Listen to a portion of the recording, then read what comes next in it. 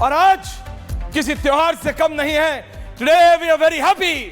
General GD Bakshi, major Toor, हम बात कर रहे थे कि वी विल हिट देम, हम मारेंगे।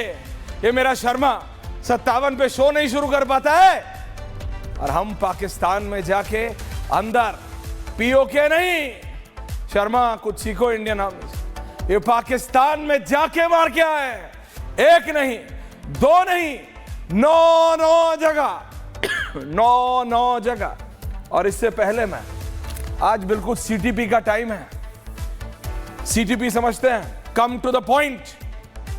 और पॉइंट ये है, ये 9 जगहें थी कौन सी, ये 9 जगहें थी कौन सी, एक एक करके मैं बता रहा हूं। हम बता रहे हैं, ये बाल ठीक करना छोड़िए गरिमा, हमने पाकिस्तान के बाल नहीं, हाल बाल चाल सब बिगाड़ दिया, सब बिगाड़ दिया। उसको समझ नहीं आ रहा है पाकिस्तान को। दर्शकों, ये बहुत पहले हो जाना चाहिए था, आई एम राइट, लेकिन हर चीज का एक समय होता है, लिखी होती है हर चीज, लिखी होती है। ये पाकिस्तान में होता ना, पाप का घड़ा भर गया टाइप सिचुएशन। ये पाकिस्तान का पाप का घड़ा भर गया था। उसको लगता था वो अपने 2-3 आतंकी भेजेगा, भारत की सीमा में घुस जाएंगे, निहत्थे हिंदुस्तानियों को मारेंगे, हमारी बहनों के सामने उनके शौहरों को मारा जाएगा, पैंट उतार उतार के मारा जाएगा मेजर तूर। और हम कुछ नहीं, हम जाके संयुक्त राष्ट्र में जाएंगे। वो जो व्यक्ति है जिसने मसूद अजहर के घर में कहा, जो पाकिस्तानी मीडिया वाले चला रहे हैं, अरे ये मोदी है, अरे मोदी ने सब बदल दिया, मोदी अब किसी को नहीं छोड़ेगा। जी आप ठीक बोल रहे हैं, समझा दीजिए चाचा ताऊ जो भी लगता है आपका, ये मसूद अजहर उसको भी नहीं छोड़ेगा मोदी। ये बोला था ना इन भाड़े के टट्टुओं ने पहलगांव में, जब हमारी बहनों के सामने मारा था उनके घर वालों को। ये बोला था ना कि तुम्हें इसलिए जिंदा छोड़ रहा हूं ताकि मोदी को बता दो। तो बता देना कि बहनों ने मोदी को बता दिया है, और अब मोदी जो बता रहा है वो तुम देखो, तुम देखो।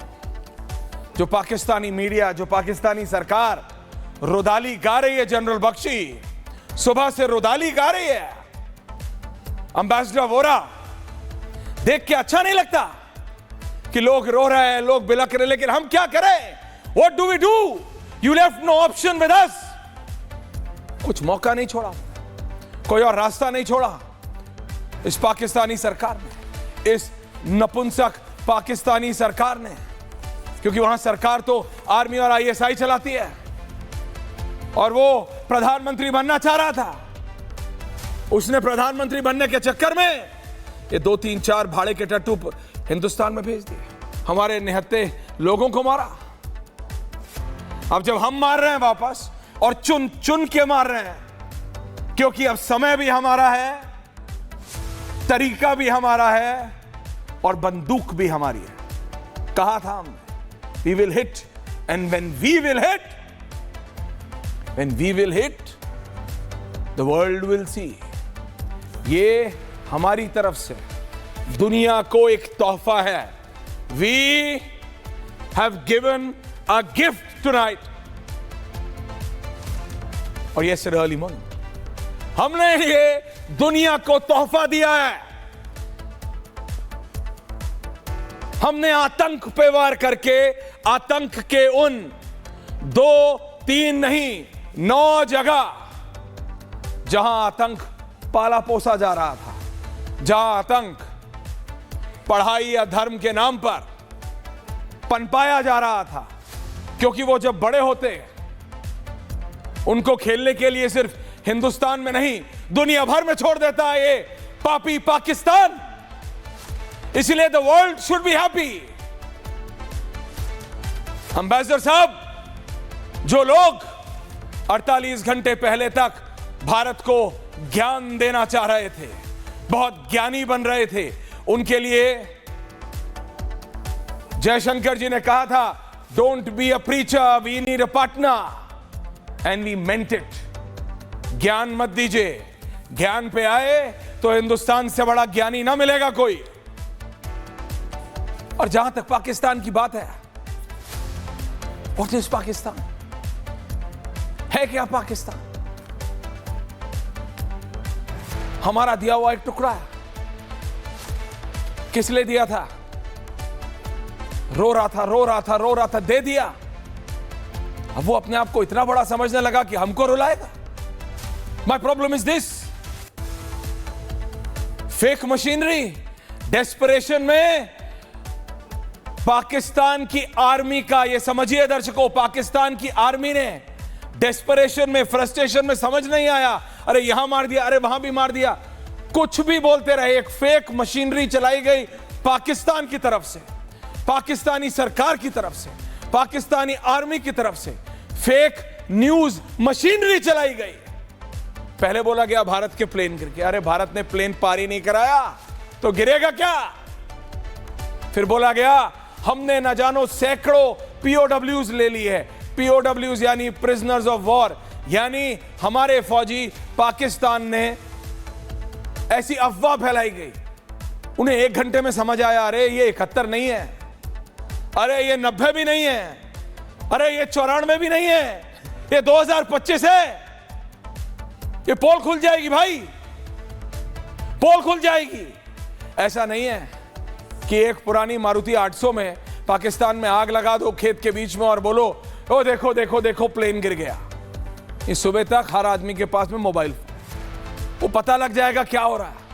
और यही हुआ, 3 घंटे के अंदर 18 ऐसे ट्वीट थे। ये इसलिए बता रहा हूं क्योंकि पाकिस्तान असली में जंग का काउंटर नहीं दे रहा था, वो सिर्फ सोशल मीडिया रिटेलिएट कर रहा था। वो सिर्फ अपने लोगों को ये बताना कर रहा था, देखो देखो देखो हम कुछ कर रहे हैं, हम कुछ कर रहे हैं, देखो हम पे मत सवाल करना, कुछ कर रहे हैं। That is it. हम पाकिस्तान में घुस के मार रहे थे, हमारी मिसाइल्स, हमारे रफेल्स हमारे एयर स्पेस में थे। ये अगर एलओसी है तो हमारे रफेल यहां थे और यहां से मारे हमने, यहां से अंतरराष्ट्रीय इंटरनेशनल बॉर्डर या एलओसी क्रॉस नहीं किया हमने। Can I have the map now? और वो फेक न्यूज पेडल कर रहे थे। Now it's time. इससे पहले मैं अगले 1 मिनट के अंदर जनरल साहब के पास जाऊं, ये जल्दी से मैं बता रहा हूं ये 9 जगहों की इंपॉर्टेंस। पोजीशन नंबर 1, पहला बहावलपुर, गरिमा पहला चलाते हैं। ये मरकज सुभान अल्लाह पाकिस्तान, ये NH5 कराची तोरखम हाईवे के पास है, ये आउटस्कर्ट्स में है। बहावलपुर कराची मोड़ पाकिस्तान में है। ये 2015 से ऑपरेशनल है। ये सर्व करता है operational headquarters of Jaish-e-Mohammed, JEM main centre for training and indoctrination है। ये कहा जाता है कि पुलवामा अटैक यहीं पे प्लान हुआ था, एक एक जगह चुन के।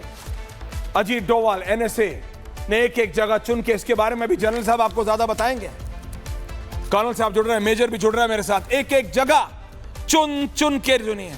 ये फैसिलिटी इंक्लूड करती है जो हमारी पहली मिसाइल थी, पहली, ये इंक्लूड करती है घर JEM चीफ मौलाना मसूद अजहर का, जो डिफैक्टो चीफ है, मुफ्ती अब्दुल रऊफ असगर, मौलाना अमर और जितने बाकी इसके परिवार वाले हैं। वो परिवार वाले रो रहे हैं और ये अभी वो मर गए, ये रो रहा, ये कह रहा मैं भी मर जाता। हाँ मर जाता तू भी, दुनिया चाहती है तू मर जा, 140 करोड़ भारतीय चाहते हैं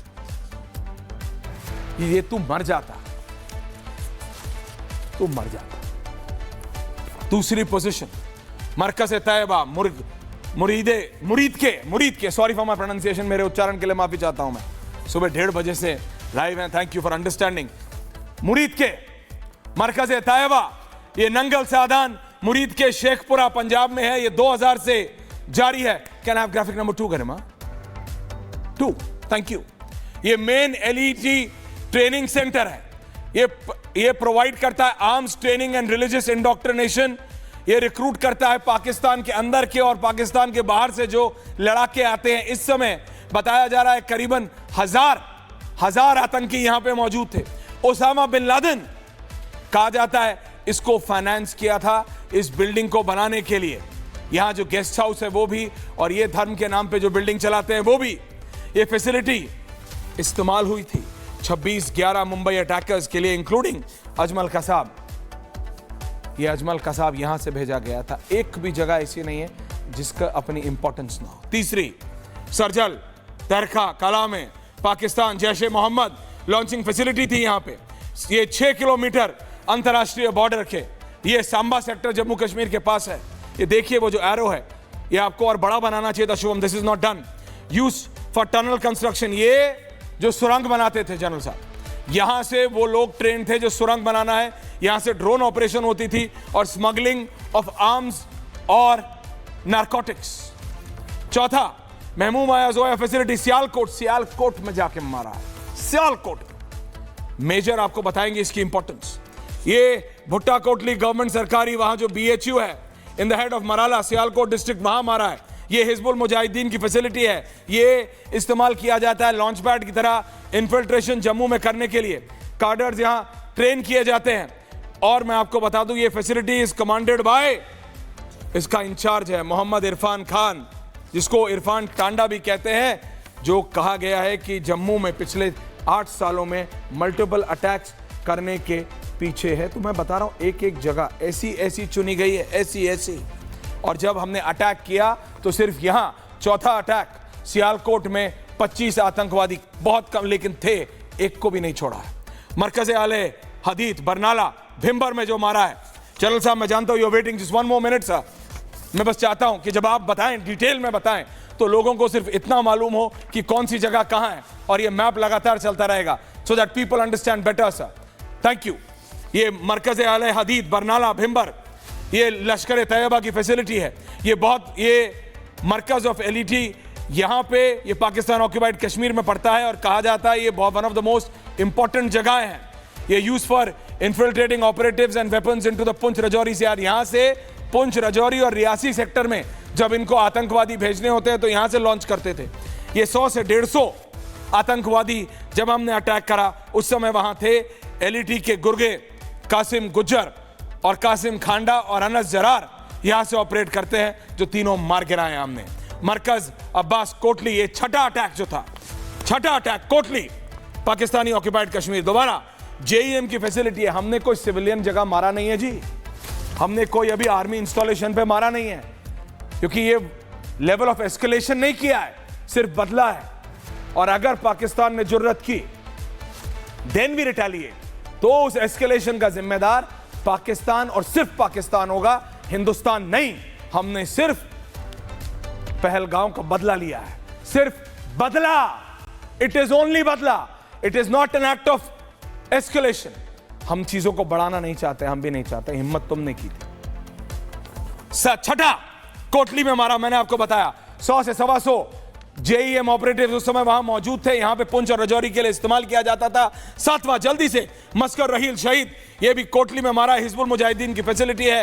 ये HM का, हिजबुल मुजाहिदीन का सबसे पुराना ऑपरेशनल सेंटर है पाकिस्तान ऑक्यूपाइड कश्मीर में।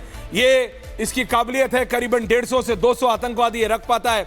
ये कैंप स्पेशलाइज करता है arms training, sniping, bat action और सर्वाइवल स्किल्स। यानी आर्म्स ट्रेनिंग आप समझते हैं, स्नाइपिंग, दूर से बंदूक मारने, दूर से निशाना मारने वाले स्नाइपर्स यहां ट्रेन होते हैं। Bat, hand to hand combat जो आप सुनते हैं,